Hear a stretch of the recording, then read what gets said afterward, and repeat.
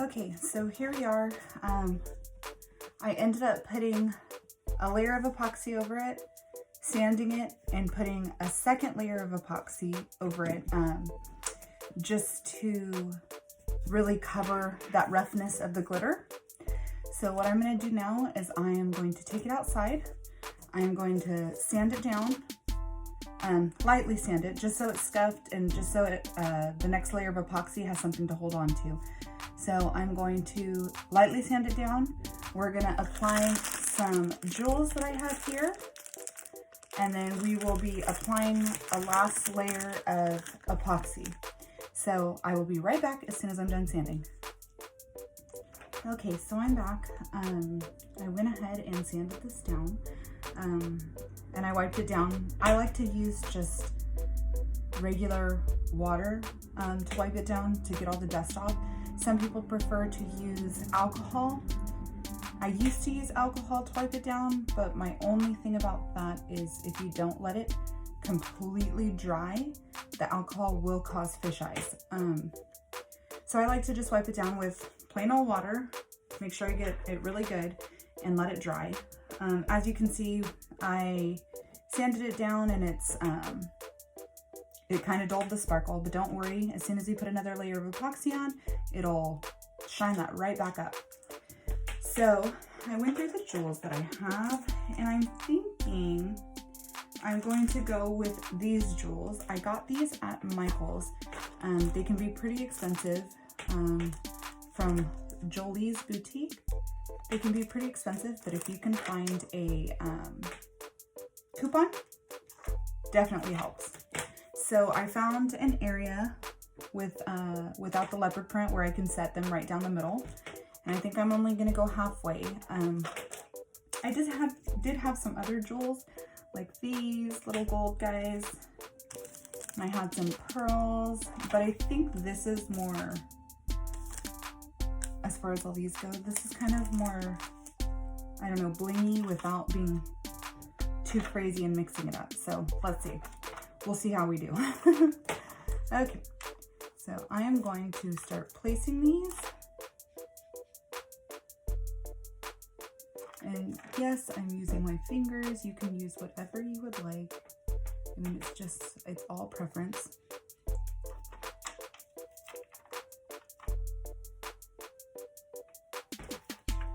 Make sure we line these up. And I mean, they don't have to be perfect. It's just however you would like to do it. And if you want to go over the leopard print, I mean, that's your choice.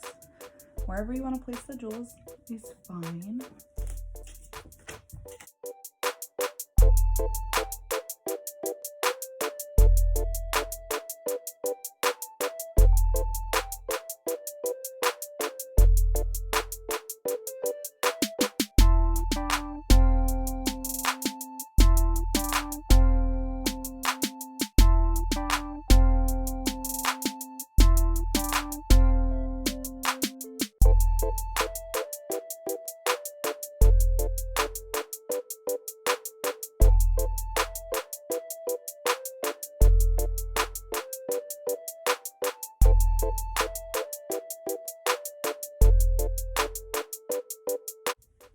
I would say let's leave it like that.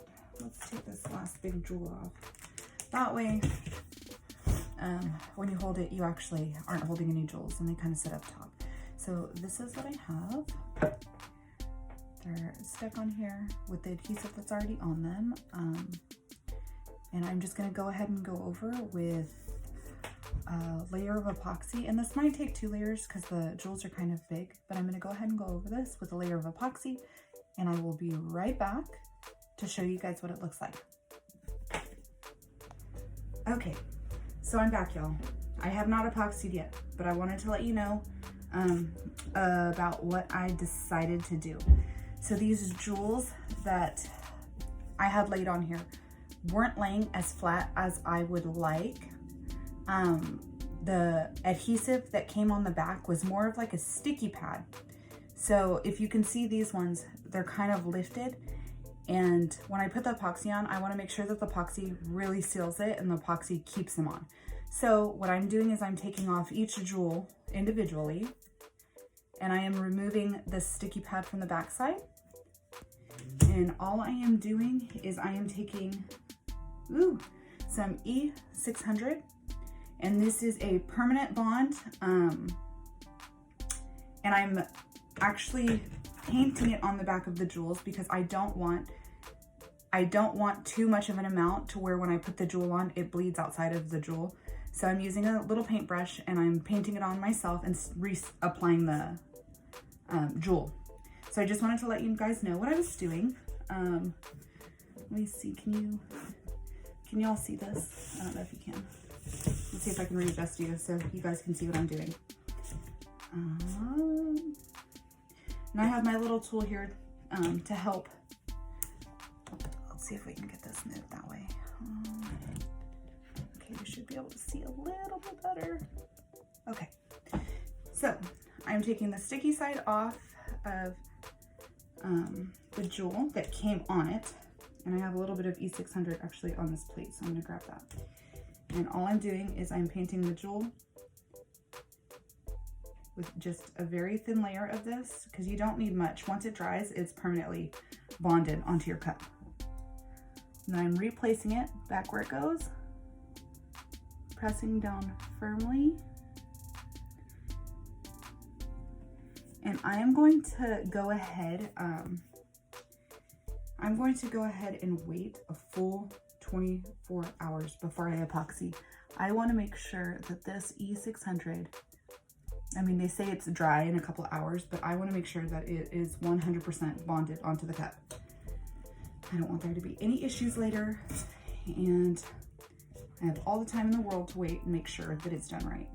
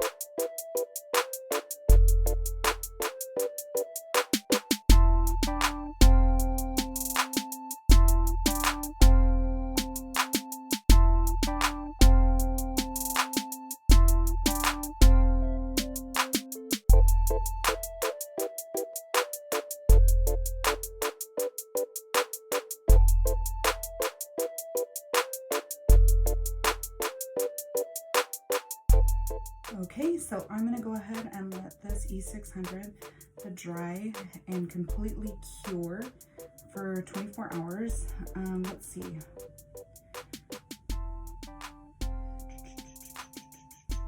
And it actually says maximum bond strength may not be reached up to 72 hours. So I'm gonna go ahead and leave this for a couple days. So I will get back to you guys as soon as this is done. Better safe than sorry. I'd rather these jewels stay on and there be no issues with the epoxy later. So yeah, I will get back to you guys as soon as this is bonded, and we'll do the last layer of epoxy. Okay, so here we are. This is one layer of epoxy, and I put 15 milliliters total of epoxy on this. I didn't use all of it by any means, but I just wanted to be safe, just in case I didn't have enough to cover the diamonds. But yep, here's the finished product. If you guys have any questions at all, please comment below, or you can DM me on Instagram. I hope this tutorial helped you. Hope it was a little helpful. Yeah, but there you go, guys. Turned out beautiful.